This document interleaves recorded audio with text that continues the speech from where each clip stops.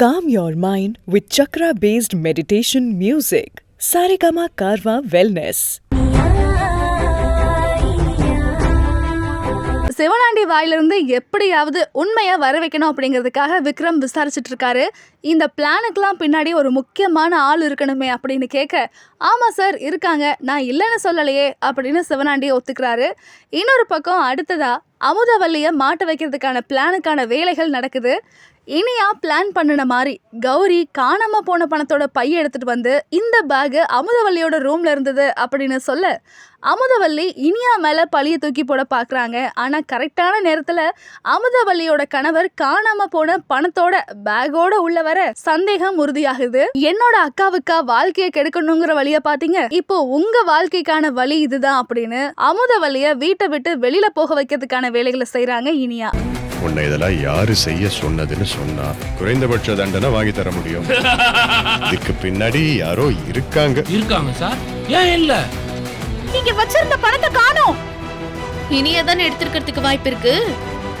இந்த பையன் இந்த ரூம்ல இருந்தது. யாழினி கிட்ட வம்பு பண்ணின அமுதவல்லியை எப்படியாவது இந்த வீட்டை விட்டு வெளியில அனுப்பணும் அப்படிங்கிறதுக்காக பிளான் பண்ணின இனியாவோட பிளான் பக்காவா நடந்திருக்கு. அதுக்கேத்த மாதிரி நல்ல சிவமும் தன்னோட தங்கச்சியை தப்பா நினைக்க வீட்டை விட்டு வெளியில அனுப்புறாரு. என்னோட அக்கா கிட்ட வச்சுக்கிட்டா இதுதான் நிலைமை அப்படிங்கிற மாதிரி வார்னிங் கொடுக்குறாங்க இனியா. இன்னொரு பக்கம் வீட்டுக்கு ரொம்ப டயர்டா வந்த விக்ரம பார்த்து கவனிக்கிறாங்க இனியா. என்ன கடத்தின அந்த நபர் யாருன்னு தெரிஞ்சதா, என்ன நடந்துட்டு இருக்கு அப்படின்னு விசாரிக்கும் போது இதுக்கு பின்னாடி யாரோ ஒரு முக்கியமான ஆள் இருக்காங்க அப்படிங்கிறது மட்டும் உறுதியாகுதுன்னு விக்ரம் சொல்லிக்கிட்டு இருக்காரு. இப்ப போறீங்களா இல்லையா? போறோம்.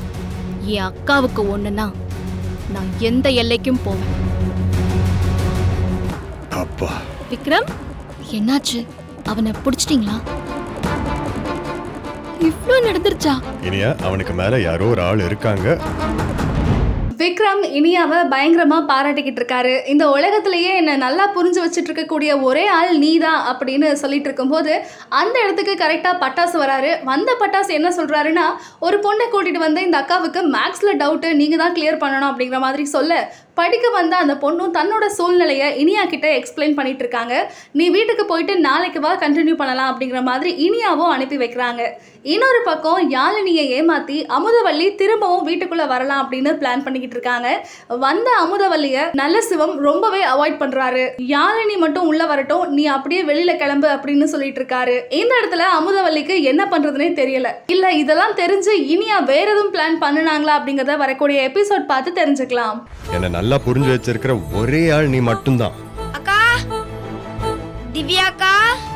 ஆனா இந்த மேக்ஸ் மட்டும்தான். அப்பப்போ கொஞ்சம் டவுட் கிளியர் பண்ணா போதும். நீ போயிட்டு நாளைக்கு வா.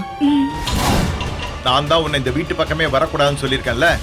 நேரா நம்ம வீட்டுக்கு கூட்டிட்டு வந்தேன். யாழினி, நீ உள்ளவா. கௌரி, இவ்வளவு அப்படியே போக சொல்லு.